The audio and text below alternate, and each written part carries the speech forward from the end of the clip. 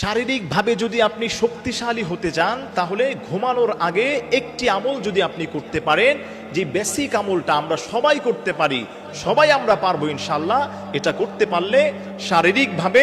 মানসিকভাবে আল্লাহ তাআলা আপনাকে শক্তি দান করবেন, আপনি শক্তিশালী হতে পারবেন। প্রতিদিন ঘুমানোর আগে আপনি যখন বিছানায় যাবেন ওই সময় ওযু করে 33 বার সুবহানাল্লাহ,